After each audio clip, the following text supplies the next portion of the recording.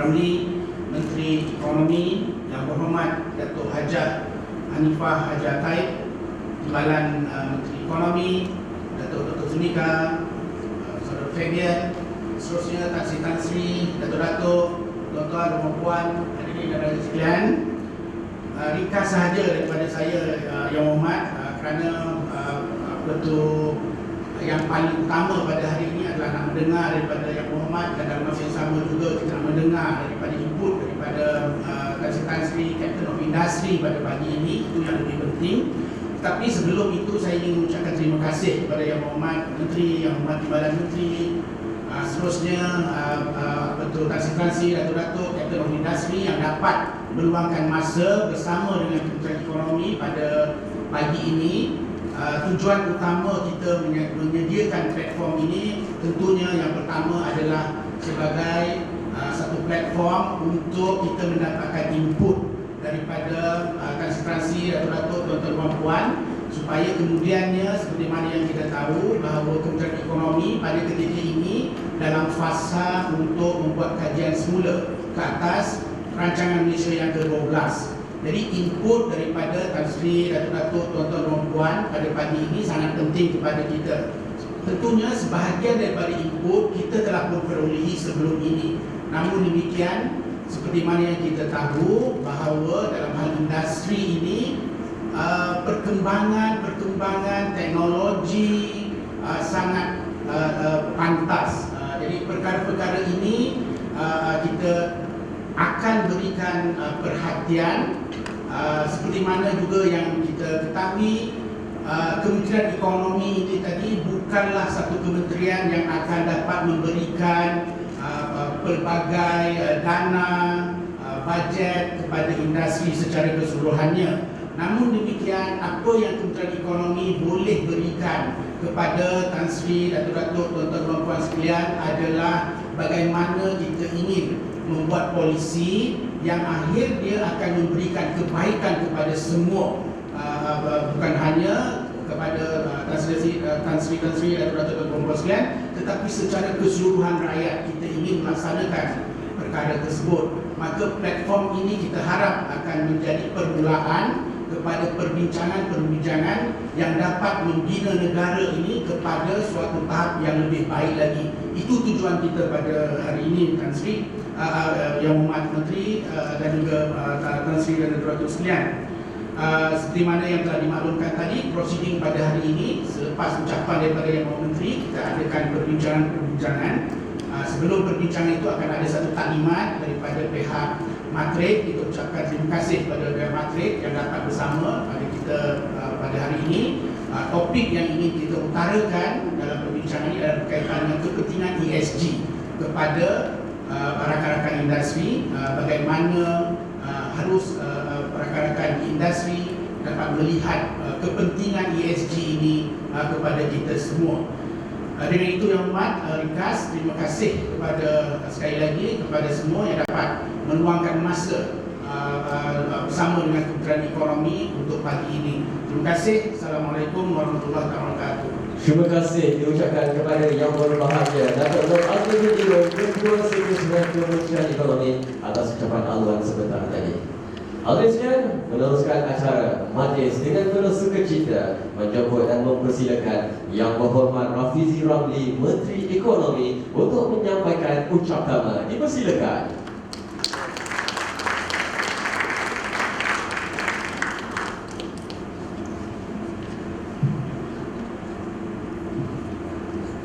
Assalamualaikum warahmatullahi wabarakatuh. Selamat pagi, salam sejahtera. Alhamdulillahirabbil alamin. Wassalatu wassalamu ala asyrafil anbiya'i wal mursalin wa ala alihi washabbihi ajma'in.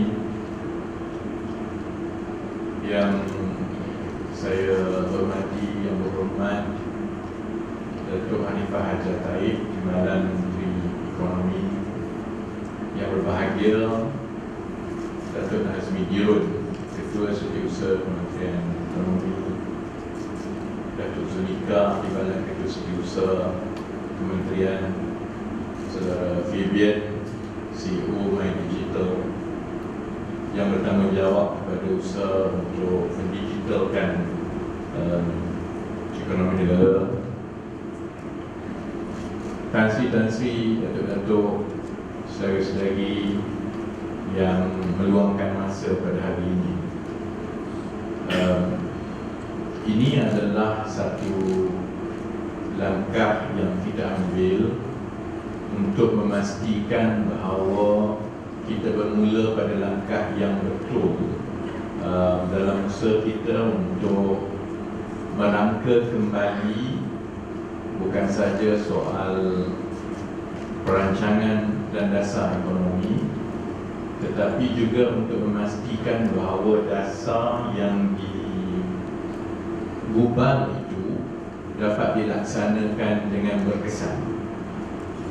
Dan kita tidak mahu dasar-dasar yang dibuat hanya dia terhad kepada peringkat pembuat dasar di kementerian, tetapi bila sampai kepada pelaksanaan dia terpisah daripada perkara sebenar yang berlaku di bawah. Dan itu sebenarnya diagnosis utama keadaan kita di Malaysia. Antara perkara utama yang saya ambil perhatian bila diberi tanggungjawab ini 3 bulan lepas ialah meneliti kembali semua dasar-dasar dan kerangka perancangan ekonomi yang ada. Dan sebenarnya kita ada banyak. Kita ada rancangan 5 tahun yang menetapkan dengan secara terperinci apa yang perlu dibuat, perubahan pada peringkat undang-undang, dana dan juga insentif yang sepatutnya disalurkan, projek-projek peringkat tinggi, industri strategik, segala-galanya itu telah dirancang dengan baik sebenarnya sejak ni betul. Kemudian kita juga ada blueprint ataupun kerangka dasar yang jangka masa panjangnya akan dapat membantu menunjukkan kebolehan strategik negara. Contohnya kita ada My Digital Blueprint yang bertanggungjawab untuk memastikan kita berada di depan dalam ekosistem ekonomi digital. Kita juga ada majlis-majlis pembuat dasar yang khusus, contohnya yang bersabit dengan Sustainable Development Goals. Jadi maksudnya dari segi dasar dan kerangka yang ada sebenarnya mencukupi untuk memastikan pertumbuhan kita itu berlaku dan meletakkan kita di depan, bukan saja di rantau ini tetapi di kalangan negara-negara yang sedang berada dekat untuk menjadi negara maju. Tapi kebimbangan kita ialah dasar yang dibuat bila sampai kepada pelaksanaan itu dia terpisah. Di satu pihak di pihak awam yang membuat dasar, kita mahukan ia disambut oleh bukan saja industri, terutamanya SME di negara ini, perusahaan kecil, sederhana dan mikro, tetapi juga ia mesti disambut oleh orang ramai. Sebab itu dari segi proses kita menggerakkan perancangan ekonomi ini, dia tidak lagi boleh berlaku dalam keadaan kepompong masing-masing. We can no longer work in silos, kerana keseluruhan ekosistem ini memerlukan dasar yang dilihat keberkesanannya, dan maklum balas itu perlu berlaku dengan lebih cepat. Bukan maklum balas itu berlaku setiap 5 tahun sekali semasa pilihan raya umum, bukan melalui dialog tahunan, malah perlu berlaku dengan lebih cepat supaya sebarang jurang di antara dasar dan juga pelaksanaan itu dapat dikenal pasti dengan lebih cepat.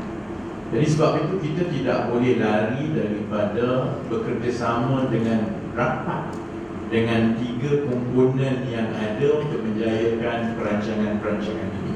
Komponen pertama sudah tentu sektor awam, kerajaan yang membuat dasar, penjawat awam yang bertanggungjawab memastikan dasar ini dilaksanakan.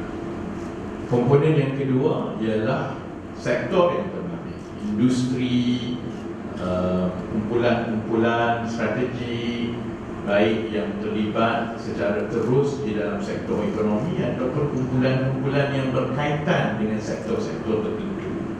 Dan komponen yang ketiga ialah orang ramai.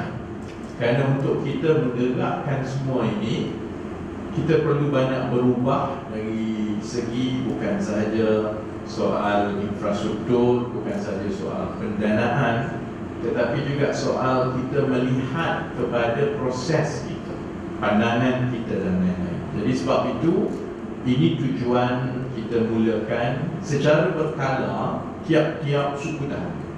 Kita mulakan insya-Allah hari ini di Kuala Lumpur, dan kami akan terus dari satu kawasan ke satu kawasan, dan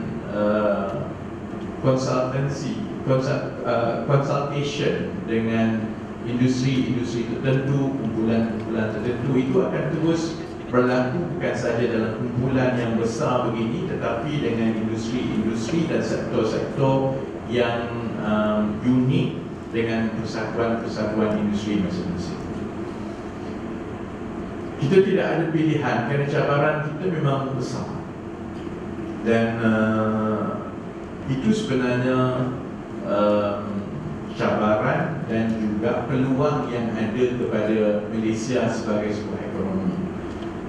Hari ini dalam pukul 12 hari ini Jabatan Statistik dan Bank Negara akan mengumumkan pertumbuhan untuk suku keempat, dan itu akan merangkumkan pertumbuhan ekonomi negara bagi tahun 2022. Pertumbuhan itu tidak boleh diumumkan oleh saya kerana yang baru, tapi saya ingat semua yang hadir pada hari ini sedia maklum bahawa prestasi ekonomi Malaysia tahun 2022 adalah yang terbaik di rantau Asia Tenggara. Jadi dia melangkaui jangkaan kebanyakan daripada ahli ekonomi ataupun bank-bank ataupun pengamal ekonomi di seluruh dunia. Saya tak nak sebut sama ada ini hasil, sebab itu saya tengok kalau ada speech saya yang ditulis, kalau dikatakan bahawa prestasi ini adalah hasil daripada perangkaan dan perancangan ekonomi yang baik, Datuk saya potong sebenarnya. What it tells is how resilient our economy is. That is the untapped potential. Sebenarnya ekonomi kita lebih berdaya tahan berbanding dengan negara-negara lain. Jadi itu ada satu potensi kerana dalam keadaan ekonomi kita telah terbukti dengan sumbangan sektor masing-masing, dengan orang ramai, walaupun kita ada masalah dari segi kestabilan politik dalam 4-5 tahun yang lepas, pentadbiran bertukar, ada beberapa perancangan jangka masa panjang yang tidak boleh berlaku kerana pertukaran pentadbiran, tetapi oleh kerana kedudukan ekonomi kita yang komponennya ialah sektor-sektor seperti yang diwakili oleh saudara-saudari, yang melibatkan pengguna orang ramai kita, oleh kerana komponen-komponen ini sebenarnya jauh lebih berdaya tahan daripada yang dijangka, itu menyebabkan negara kita mencatatkan pertumbuhan ekonomi yang paling tinggi di Asia Tenggara untuk tahun 2020. Jadi saya tahu kalau untuk tahun 2023 selalunya tumpuan adalah kepada bagaimana ekonomi dunia dijangkakan akan perlahan untuk tahun 2023. Sebahagian besar daripada negara-negara dijangka akan mengalami kemelesetan, basically retraction kan, apa nama ni, tetapi kita masih lagi dijangka akan tumbuh pada kadar yang baik sebenarnya, dengan berlatar belakangkan keadaan ekonomi dunia yang dijangka akan tumbuh dengan jauh lebih perlahan. Walaupun cabaran untuk 2023 ini memang cabaran yang besar, kerana kita sebuah negara yang ekonomi kita terlalu begitu bersaling kait dengan pertumbuhan ekonomi dunia. Kita sebahagian daripada rantaian nilai yang membekalkan komponen dan barang-barang ke seluruh dunia. Jadi bila pertumbuhan ekonomi dunia dijangka akan lebih perlahan pada kadar 2%, mungkin kurang daripada itu, sudah tentu dia akan ada kesan kepada permintaan yang akan melibatkan SME kita dengan industri-industri kita. Dan bila itu berlaku, sudah tentu dia juga akan ada kesan kepada private consumption, domestic demand di dalam negara kita juga. Tapi saya memilih untuk kita fokus kepada kekuatan yang kita ada. Daripada 2022 kita nampak bahawa ekonomi kita ni sebenarnya lebih berdaya tahan berbanding dengan yang disebut-sebut ataupun berbanding dengan negara-negara lain. Oleh sebab itu, kalau kita berjaya pastikan bahawa perancangan-perancangan dan program-program dan juga dasar kerajaan dalam masa terdekat, dalam masa sederhana dan juga jangka masa panjang dapat diselaraskan secara bersama, sudah tentu kita ada banyak lagi potensi yang boleh memastikan ekonomi kita dengan daya tahan yang ada itu menjadi lebih baik dan terus kekal mendahului negara-negara bersaing yang lain. So that's the reason we hope to be able to engage and work very closely with the industry as well as with the public, because we cannot work in silos anymore. We have to make sure that whatever is planned by the policymakers, the proof of how effective those planning has to be tested much earlier. While we can rely on numbers and data, that will take some time, annually, a few years, and maybe a generation before you can tell that one policy has made a difference or not. But what we can do in between is to make sure that the close cooperation and the feedback loop to make sure that whatever calibration that we have to do promptly and efficiently within this ecosystem, hopefully that will allow us to tap our potential, so that against the backdrop of a slowing growth globally, we will still be able to beat the expectation and perform much better for 2022. So that's basically the basis, and hopefully we can continue this.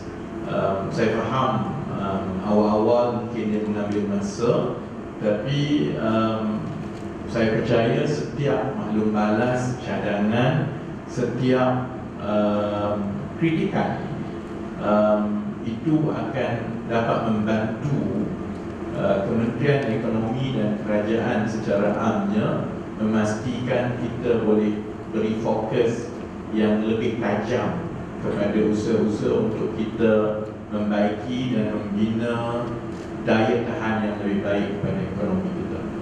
Akhir sekali saya nak sebut sedikit sahaja tentang fungsi dan bagaimana Kementerian Ekonomi ada peranan dalam memastikan perkara ini dapat berjalan dengan baik.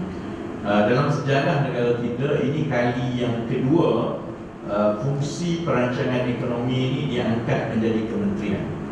Sebelum ini fungsi perancangan ekonomi, selain daripada 22 bulan 2018 dan sekarang, fungsi peranan ekonomi diletakkan di bawah Perdana Menteri, di bawah Jabatan Perdana Menteri. Sebab itu unit perancangan ekonomi memang di bawah Jabatan Perdana Menteri. Perancangan sekarang ialah untuk memastikan bahawa kita memisahkan supaya ada fokus masing-masing di antara perancangan ekonomi jangka sederhana dan jangka panjang dengan pertanggungjawaban fiskal. We want to make sure that there is a check and balance, there is a healthy feedback coexistence between the long-term economic planning, because this involves mostly structural issues that will take much longer, and the day-to-day fiscal responsibility. So the day-to-day fiscal responsibility rests with the finance ministry, but the long-term, those relating to structural, be it with the industry, be it with consumers, be it with the public, rests with the economic ministry. So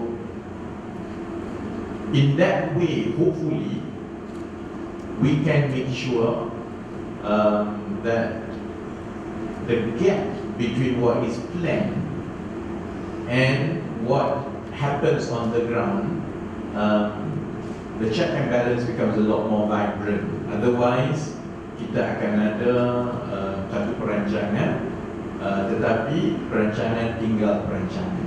Jadi cara perkara ini boleh dibuat ialah dengan mandat yang ada di bawah Kementerian Ekonomi yang bertanggungjawab secara amnya kepada dua perkara besar. Pertama ialah berkaitan dengan struktur dasar ekonomi jangka masa panjang, dan dari segi akta dan juga dasar, kebanyakan ini ada di kementerian yang pelbagai.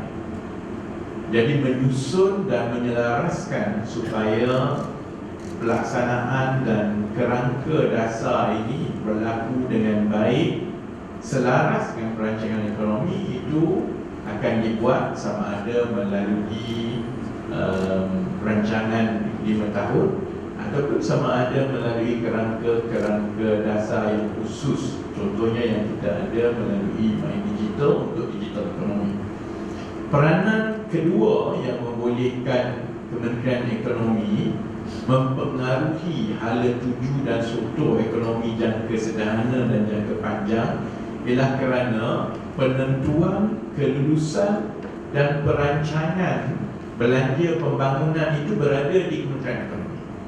Jadi perancangan infrastruktur, perancangan sumber dan tumpuan kerajaan kepada sektor-sektor tertentu yang itu dilaksanakan dan dirancang di Kementerian Ekonomi, sudah tentu dari segi pentadbiran kewangan harian yang memastikan perolehan, yang memastikan dana itu disalurkan, itu akan diuruskan oleh Kementerian Kewangan. Tetapi dari segi penentuan dasar dan juga kelulusan, itu akan dibuat oleh Kementerian Ekonomi. So within this ecosystem, we hope we will be able to work very closely with MOF to make sure that there is an efficient reallocation of resources, because some resources financially, in terms of capability building, in terms of infrastructure, has to be done with a medium to long term perspective. Sebab itu kita menghargai dan kita memerlukan rundingan dan libat urus dan juga pandangan yang berterusan daripada pemain-pemain industri dan juga sektor-sektor utama negara, supaya kita memastikan bukan sahaja perancangan yang dibuat itu berlaku dengan baik dan tepat dengan kehendak dan juga arus perubahan yang dialami oleh sektor-sektor penting di negara ini, tetapi juga sumber yang berpatutan dan sumber yang padan diberikan kepada sektor-sektor mengikut perancangan ekonomi jangka masa sederhana dan jangka masa panjang. Jadi dengan itu saya berharap supaya permulaan hari ini kita akan teruskan, Kementerian Ekonomi akan terus memberi ruang dan memberi tumpuan untuk mendapat maklum balas dan juga sama-sama merangka dasar itu dengan pemain-pemain industri. Sekarang setiap suku tahun kita akan adakan secara terbuka begini, tetapi dari semasa ke semasa akan diteruskan dengan sektor-sektor dan persatuan-persatuan yang mewakili industri-industri seperti kebiasaan. Jadi atas harapan supaya kita semua dapat gembeling tenaga dan tumpuan untuk kita sama-sama gunakan kelebihan yang negara kita ada. Saya berharap supaya ini akan dapat membantu kita menyelesaikan banyak masalah-masalah yang berbentuk struktur dalam ekonomi kita yang telah berlanjutan untuk beberapa waktu sebenarnya. Jadi sekali lagi saya mengucapkan terima kasih kepada bahagian industri pembuatan sains dan teknologi di Kementerian Ekonomi yang menguruskan sesi dialog strategi ini. Terima kasih kepada timbalan saya, Dato' Hanifah, yang bersama-sama meluangkan masa, kepada kepimpinan kementerian dan terutamanya kepada wakil-wakil daripada industri dan sektor-sektor yang turut hadir pada hari ini. Saya berharap selepas 3 bulan daripada sekarang, bila kita terus berjumpa, ada perubahan-perubahan dan sebahagian daripada maklum balas dan pandangan itu dengan secara cepat dapat kita terjemahkan kepada perubahan dasar, pelaksanaan dan lain-lain. Jadi akhir sekali, selain daripada dialog begini yang akan berlaku pada setiap suku tahun, saya juga telah adakan perbincangan dengan Ketua Setiausaha Negara dan kita akan menghidupkan kembali proses kerjasama di antara pihak kerajaan dengan pihak swasta untuk memastikan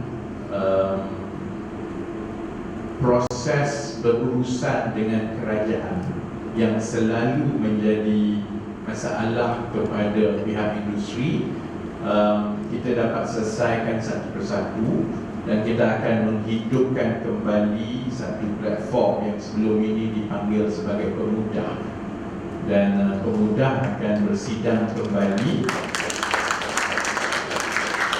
dan akan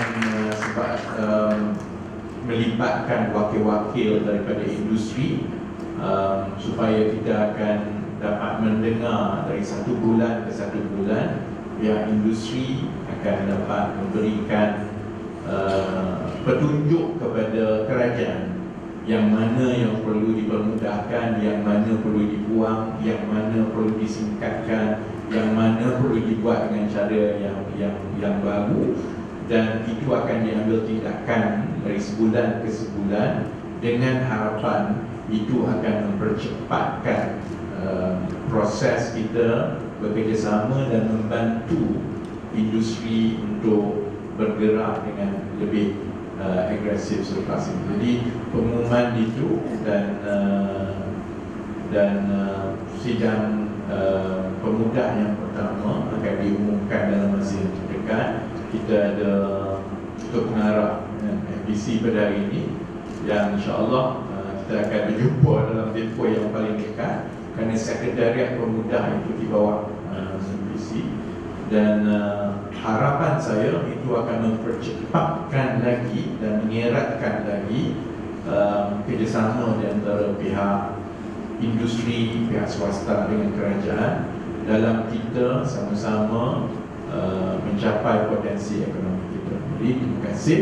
Sekian, wabillahi taufiq wal hidayah. Assalamualaikum warahmatullahi wabarakatuh.